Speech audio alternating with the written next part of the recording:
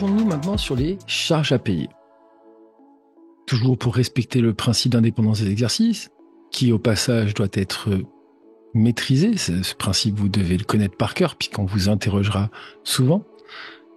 Eh bien, les charges à payer sont des charges relatives à l'exercice N et qui seront comptabilisées que en N plus 1, c'est-à-dire l'exercice suivant. Donc, il manque la charge de l'exercice, puisqu'elle n'a pas été enregistrée, et nous devons l'intégrer dans l'exercice N pour que fasse partie intégrante de cet exercice comptable, et bien sûr qu'elle frappe le résultat. Cette opération donc se déroule ici en plusieurs étapes, puisque vous avez d'abord au 31 décembre l'intégration, donc la régularisation qui nous permet d'intégrer la charge en N, puis le 1er janvier, N plus 1 cette fois, eh bien, on extournera, comme nous l'avions fait pour les charges constatées d'avance, et donc on extournera la charge à payer, puis arrivera finalement la facture concernée. Cette facture qui concerne N, mais qui arrive en N plus 1. Courant exercice N plus 1, bien sûr. Par exemple, début janvier, en général, c'est comme ça. Et donc, ici, arrive la vraie facture.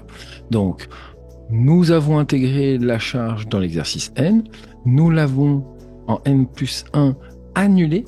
Pas qu'il y ait une double charge, parce que sinon, eh bien, il y aura une double charge. Puis arrive la vraie facture. Prenons un exemple avec mon exercice qui court du 1er janvier au 31 décembre. Et là, vous avez dans cette situation une facture qui n'arrive qu'au 15 janvier N plus 1, facture d'électricité qui concerne la période du 1er septembre N au 30 septembre N plus 1.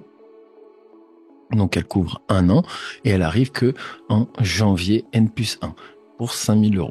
Eh bien, ici, on va devoir intégrer la quote-part de charge qui concerne l'exercice N dans cet exercice. Donc, on va calculer la période qui court du 1er septembre N au 31 décembre N. Donc, une période ici qui court sur septembre, octobre, novembre, décembre, 4 mois sur une période de 12. Ainsi, on fera 4/12 de 5000 qu'on intégrera dans l'exercice N, par exemple. Il y a plusieurs clés. On peut prendre à la consommation réelle, mais là, c'est un exemple pour régulariser cette charge à payer. Alors, jetons un œil à nos enregistrements. La première étape, qui est la régularisation, ça sera l'enregistrement de la charge manquante, finalement, sur l'exercice N, qui arrivera en N plus 1. Donc, on enregistre la charge, on augmentera le compte de charge concerné, imaginons un achat de marchandises, pour son montant hors taxe. Dans un deuxième temps, on utilisera un compte de TVA régularisé, qui est le compte 4458, et on mettra un 6, puisque ça concerne les charges. Et donc le 4458, qui est un compte de TVA régularisé, on spécifie avec le 6 juste après que ça concerne des charges, notamment.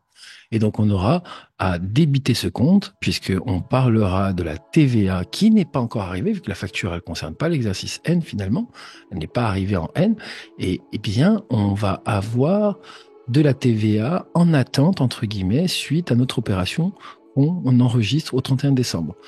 Et on enregistrera le montant de TVA prévu.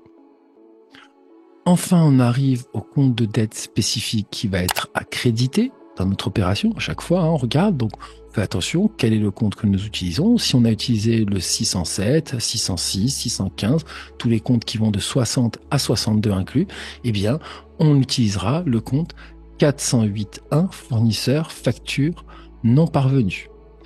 Imaginons la même situation maintenant avec les impôts, par exemple. Nous enregistrons une taxe. Eh bien, imaginons on enregistre la charge 63 impôts. On mettra pour le montant hors taxe, il n'y a pas de TVA régularisée en général sur les impôts, donc oublions-la. Eh bien, la contrepartie, le compte de dette qu'on utilisera accrédité, cette fois, ça sera le 4486, État charge à payer. Il faut bien comprendre qu'on utilisera à chaque fois le compte de dette en fonction du compte de charge. Dans un deuxième temps, l'étape de contrepassation ou d'extourne du 1er janvier est à réaliser. Et donc, celle-ci est plutôt simple puisqu'on fera l'inverse de l'écriture qu'on vient de réaliser au 31 décembre. puisqu'on va d'abord débiter le 408.1 en fonction du compte qu'on a utilisé, ou le 4486 par exemple si c'était pour les impôts. Et enfin, on va créditer cette fois le compte de charge concerné pour le montant hors taxe, puisqu'on diminue la charge pour laisser place à la charge réelle qui arrive. Et enfin, ici, on va aussi annuler le compte de TVA régularisé, donc le diminuer, le 44586, pour le montant qu'on a enregistré, notamment au 31 décembre. Donc c'est vraiment l'écriture inverse, l'extourne, c'est toujours l'écriture inverse de celle qui a été passée juste en premier. Troisième étape arrive donc la vraie facture. Cette écriture, vous n'avez pas souvent à la faire à l'examen, mais il faut comprendre et visualiser ce qui se passe. Donc on a la vraie charge qui arrive puisqu'elle est enregistrée et on voit que l'impact sur le résultat finalement, avec cette écriture, vous voyez, puisque vous avez une diminution d'abord le 1er janvier de charge, puis une augmentation maintenant, mais ça fera un impact sur le résultat égal à 0, puisqu'on a tout mis sur l'exercice N. Donc là, dans cette écriture, quand on reçoit la facture, on l'enregistre normalement, on enregistre une charge normalement pour son montant hors taxe, la TVA déductible, et enfin le 401 pour le montant de dette. La difficulté ici se posera sur quel compte je vais devoir utiliser de régularisation, puisque à l'inverse des charges constatées d'avance, on utilisait le 486, là on n'aura pas un compte propre. Alors ici vous avez, en fonction du compte de charge que vous allez utiliser, devoir utiliser un compte de dette en contrepartie spécifique, d'accord ? Souvent c'est le même, mais vous pouvez avoir des charges un peu particulières, notamment au travail, pour ceux qui travaillent en alternance. Mais ici, vous avez souvent d'abord le 408.1, qui est le compte fournisseur facture non parvenue, qui va concerner tous les comptes d'achat 60 et les autres comptes autres charges externes 61 et 62. Donc les achats de marchandises, ça passe là-dedans. Les achats de fournitures, ça passe là-dedans. L'entretien et réparation aussi. Donc tous les achats d'exploitation finalement, enfin pas d'exploitation mais tous les achats courants, eh bien on utilisera en contrepartie le compte 408.1 fournisseur facture non parvenue, qu'on appelle les FNP.